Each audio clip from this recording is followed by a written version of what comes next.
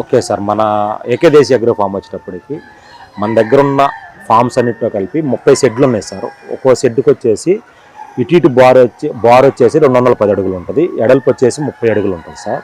ఒక్కో షెడ్కి వచ్చేసి 5,000 ఉంటుంది సార్. 5,000 ప్రతి మన 30 షెడ్లు కలిపి 1,50,000 కోళ్ళు ఉన్నాయి మన దగ్గర. ఒక్కో షెడ్కి 5,000 ఉంటాయి.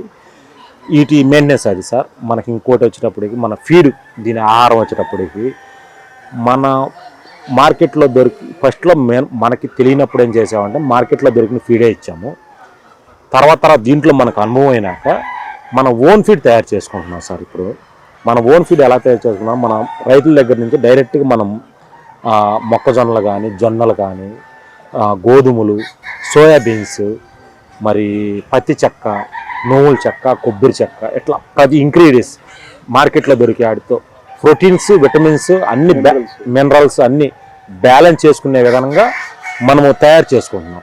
మళ్ళీ మనం తయారు చేసుకుంటుంది కాక మనం ఏం చేస్తామంటే ప్రతి దాని నుంచి ల్యాబు పంపిస్తాం, శాంపిల్ ల్యాబు పంపిస్తాం. ఎందుకంటే వీటిలో ఏ తక్కువైనా, ప్రోటీన్స్ తక్కువైనా, మినరల్స్ తక్కువైనా, విటమిన్స్ తక్కువైనా చెప్పేసి మనము ల్యాబు పంపిస్తాం. ల్యాబు పంపినప్పుడు ఏదన్నా ఒకటి తక్కువ అయితే నెక్స్ట్ బ్యాచ్లో దాన్ని సరి చేసుకుంటాం.